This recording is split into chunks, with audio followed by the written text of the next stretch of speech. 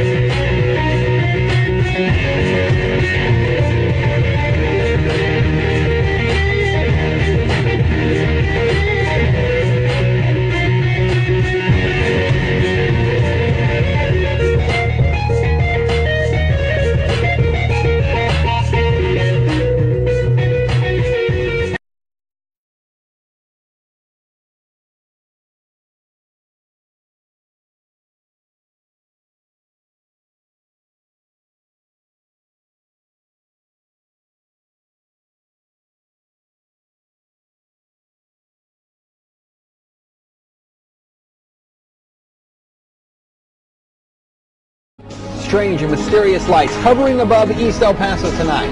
What's even more strange, very similar lights were spotted in Manhattan just 2 days ago.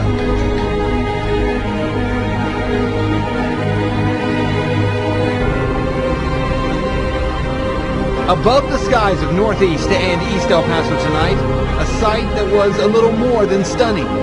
This is what one of our photographers, Ram Moreno, caught on video. One solitary light that appears to be falling in the sky. But that light suddenly breaks apart into two, then three separate lights. Those lights then just freeze in the air and begin to hover. Eventually, a fourth light can be seen. Then the lights appear to be hovering and then moving in a strange pattern. Then they all disappear. We received a lot of phone calls into our newsroom tonight from people in the northeast part of town and on the east side, all of them wanting to know what was going on. And the descriptions from everyone calling basically the same. One caller thought a plane was falling. Another thought it was a meteorite. Others, though, said it looked like a UFO. Now, you want to get really creepy? Check this video out.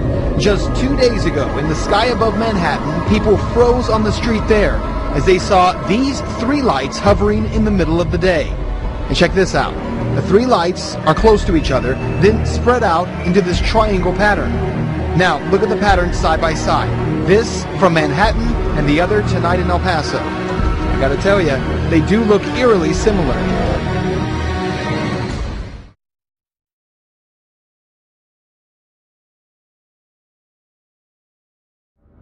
Her little pastime was calling up, supposedly filling the sky with UFOs and watching everybody's excitement. And some of the most outstanding sightings were in the early 70s in Ohio. And she used to laugh about it because she'd be standing in a circle out in the field somewhere calling up demons. And that's all they were angels of light playing games in the sky. Remember, a demon, get the little spooky picture. There are a fallen angel, an unclean spirit. They can assume any form or go into anything.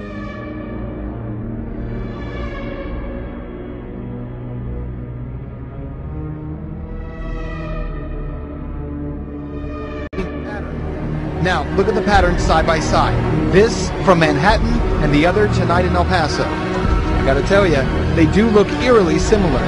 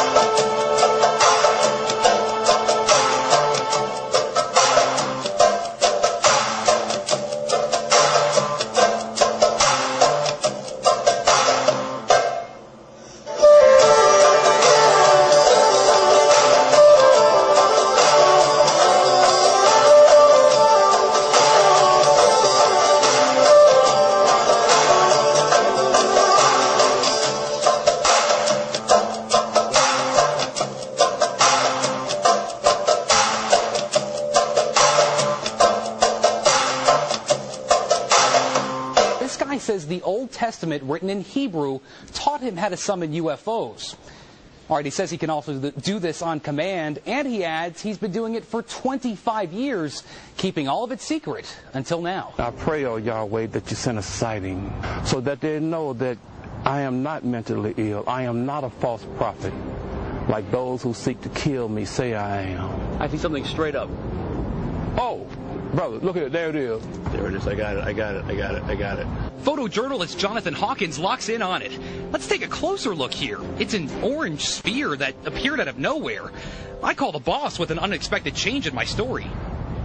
I can see it clear as day. In fact, it's bright. I can't believe this. It's moving pretty fast. It's going to Nellis Air Force Base. Toward us now, I think. What? See, it's coming up toward us.